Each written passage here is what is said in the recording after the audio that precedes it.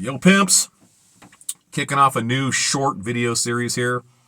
Don't worry, I didn't forget about efficient prepping. I'll be back on that. But I did do a video for that series called Firearms Preps. If you've seen the video, you know that I spent most of my time on the rifle. But I still don't think I did the rifle justice because, to me, the rifle is one of those tools, 20% of your tools, that's going to produce 80% of your results in shit hit the fan. So I think we need to talk about it, and I'm going to call this video part 1 of your shit hit the fan rifle. So we're going to talk about it. Like always, we're going to be efficient. I'm going to try and keep this as short as I possibly can. A lot of the extra thoughts that don't make it into these videos, I'm sharing them with patrons on Patreon. So if you're interested in those, like more the nitty-gritty thought process and small details, check out my link in the description. Let's get right after it, guys. When it comes to figuring out what tool is good for the job, we need to know what the job is. So what do we need this rifle to do for us? Okay. Well, first off, we want to survive 2 years of shit hit the fan. That's my personal opinion. You know, make adjustments based on your own, but I think we're looking at one gnarly year of things going down the toilet. And at the end of that year, things beginning to kind of recover. Now, I'm not saying things are ever going to go back to normal after that, but I think that planning for 2 gnarly years is the best way to go. We need this rifle to take large game, and we need it to do it in a situation where there is more hunting pressure than any of us have ever seen in our lives. We need it to provide defense. So it needs to be a self-defense tool as well. And in the hopefully we don't have to bug out, but if we do, we need it to be a bug out rifle, right? We need it to be reasonable. We don't need an 18-pound freaking 338 Lapua with us, right? Okay, so there's something else. There's a caveat here. And you guys know, if you follow the channel, you know how I feel about lone wolfing it and shit at the fan. I'm not for that. All right, it's going to be a much harder time for you. You're more likely to get smoked. Okay, you're more likely to starve to death, to get hurt, and to just die from a stupid injury that sucks because someone can't take care of you, stuff like that. So if you're in a group, there's group considerations you need to make regarding rifle selection, okay? What do I mean by that? Let's say you've got a 12-person group. Everyone's going to meet in one spot, and someone's prepping at that place, and you guys are going to castle doctrine it. You're going to try and hold it. But you know you're going to have to do some hunting. It's out in the country, all that kind of stuff.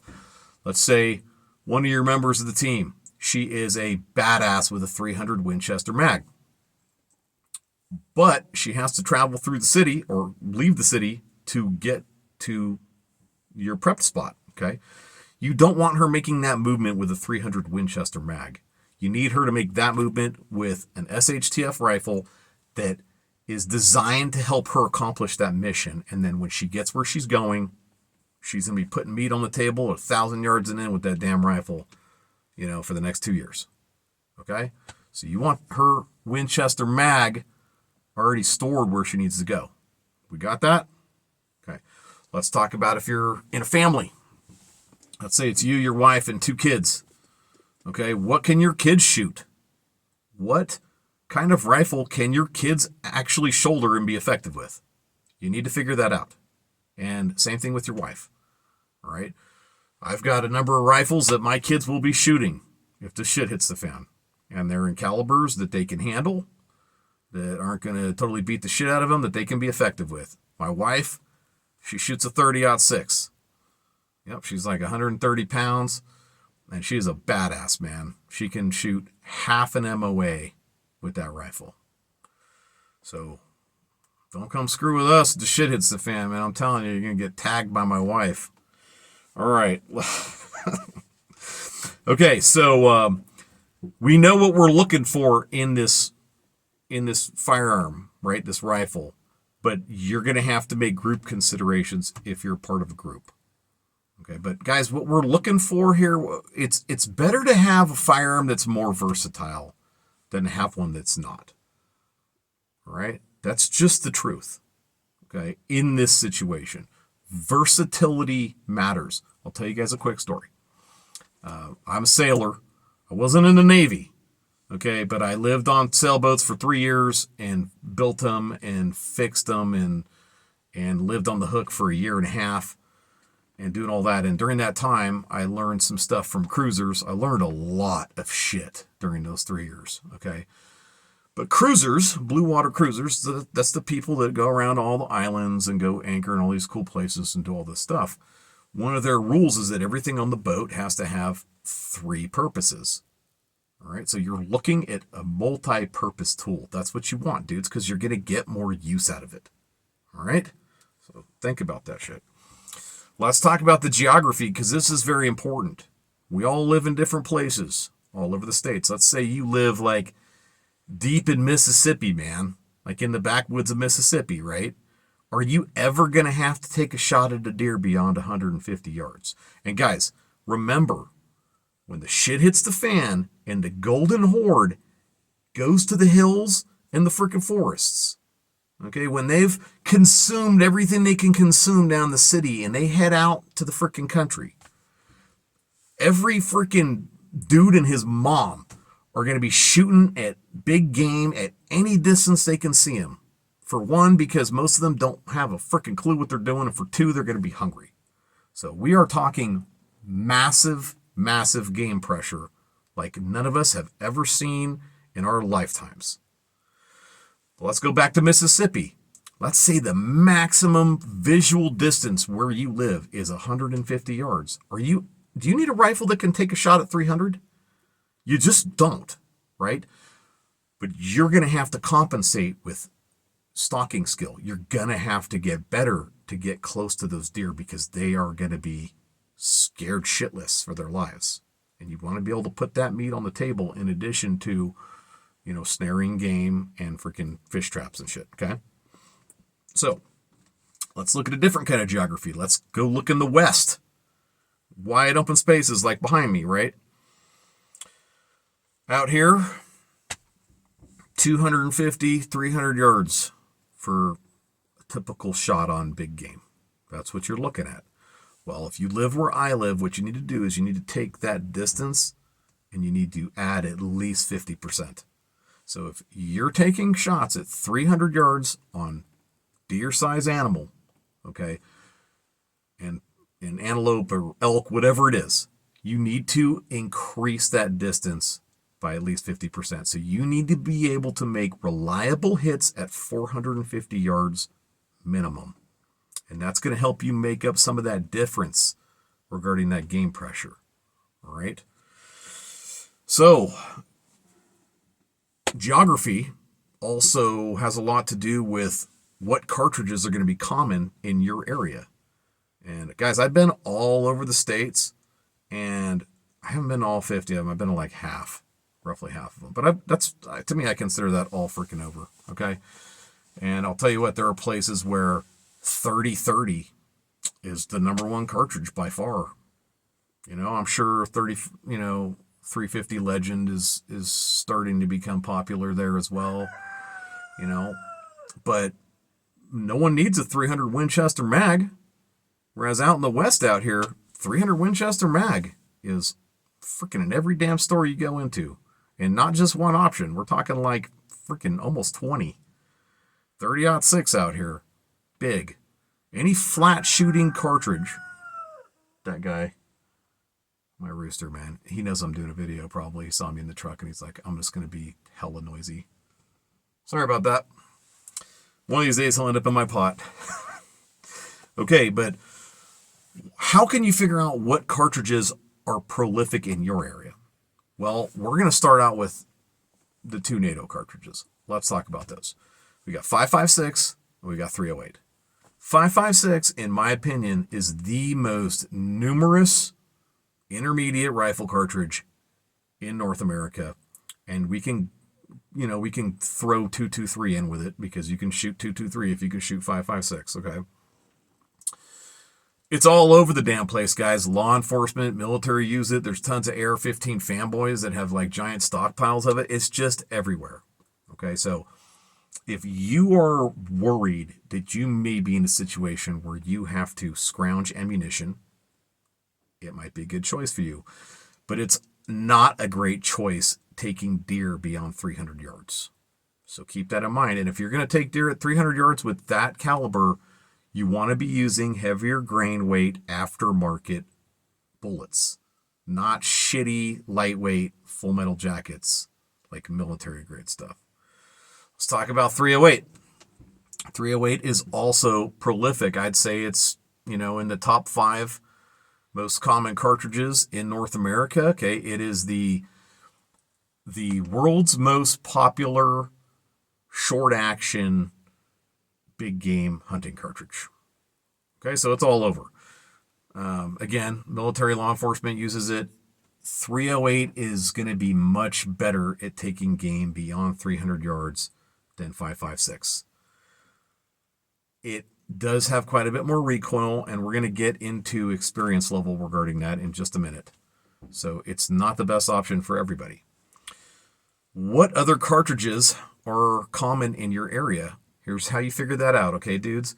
You go to 3 hardware stores in the area. You look at all their rifle cartridges. Just take a picture, okay? And whichever rifle cartridges are in all 3, take note of those. Then you go to your local Sportsman's Warehouse and your Coastal or your Bass Pro Shop or your Shields or whatever it is, and you go look at their shelves. And here's what you're going to see, okay? You're going to see, I'll give you an example like out here. There's like 10 different options for 243 out here. There's 25 different options for 308, and that's mostly because a lot of people shoot it because it's a NATO cartridge, right? There's 20 different options of 30-06 and about 15 of 300 Winchester mag, but there's one option for 30-30. So what do you not want to be rocking it with out here and shit hit the fan? Probably a 30-30. Probably be a bad option. And if you had to scrounge for ammunition, it's going to be hard to find. Right? So make sense? Okay, so do that if you're looking at going with anything other than 5.56 and 308. Let's talk about experience level. So this matters, all right? Because, dudes, I want as many of y'all to make it as possible, and you do not want to buy a rifle that's chambered in a cartridge that is too much for you. And that is a real thing, okay? So I'm going to break this down into 3 different groups of people. I'm going to break it into inexperienced regarding firearms, okay? And then like some experience, and then big boy cartridges that, you already know if you're in that group, okay? So inexperienced people, we're talking obviously inexperienced people. Like maybe you've shot some handguns, that other people own, or maybe you have one, but you've never owned a rifle, and maybe you've shot a couple rifles, and you're thinking about getting one. You're going to want to go with something under 10 pounds of recoil. All right, so we're talking 5.56, 7.62 by 39, 300 blackout. 243 is about the highest you want to go with. Honestly, guys, I'd have to go look at the numbers for 222, 250, and like 220 Swift and shit like that, but they're probably right in that same range, probably right under 243 when it comes to recoil. Okay, so that's where you're looking, and the reason is because we don't want you to become recoil sensitive. We want you to be effective, okay, and we want you to be able to get the job done that you need to get it done. And if you go buy yourself a freaking 300 Winchester mag and you get out there and you start shooting it, it's gonna literally beat the shit out of you. That's what you're gonna feel like, okay, and you're not going to want to shoot it. You're going to develop a flinch when you go to shoot it, and you're not going to be able to get the job done, and then you're going to die. And we don't want that to happen. Okay, so I'm telling you, take my advice with this shit. Okay, the next group is going to be people that, let's say, you already own an AR-15, in 5.56, and you're like, I need something a little bigger, or not that a 5.56 has any recoil. It's like shooting a 22 caliber pellet rifle, right, in an AR-15. Okay, but let's say, you've shot some buddies' rifles like a 30-30 and stuff, and you're like, what, I can handle something a little bigger, and I need to be able to get out there a little further. Okay, now we're getting into, if you're in that category, you're looking between 10 and 20 foot-pounds of energy. it'll be fine for you. Okay, so there's some more 6mm options, right? And there's some higher powered 30 caliber options in there. You can get into the 6.5mm. Like 6.5 Creedmore doesn't kick much at all, dudes. It's like 13.8 pounds of recoil or some shit. And guys, don't quote me on these, okay? I normally like to go get a fresh look at the numbers before I throw them out there, but I'm probably pretty damn close. All right. But so basically, what you're looking at is anything under 308 is going to work for you. Okay. So even 7mm should be under 308 for recoil energy, if I remember correctly, or it might be just right around 20 pounds. I think it's like 19 or 20 foot-pounds of recoil. All right, so if you're a big boy shooter, you already know it. Okay, you're already probably shooting a 308 or whatever, and it's fine. It's not a big deal. Okay, and so you can go ahead and go with those bigger rifles, and you probably already have the rifle that you need. There may just be some changes you're going to want to make regarding optics and stuff like that, which I will get into in a different video. Okay. That's just, I hope that gives you guys an idea. And there's something else to consider too, because the grain weight of bullets matters when it comes to recoil. All right. So if we got a 30-06 and I'm shooting a 100 grain Versatility bullet, it doesn't kick that much. But if you're shooting a 220 grain freaking, bullet at a grizzly bear, it's different, right? It kicks way more because of the grain weight of that bullet, because that gunpowder has to push that bullet out the barrel, right? Well, the lighter that bullet is, the easier it goes out, right? The heavier it is, it takes a little more to get it going, and it, in turn, it pushes more kinetic energy back into your shoulder, okay? I want to talk about bullet selection for a minute.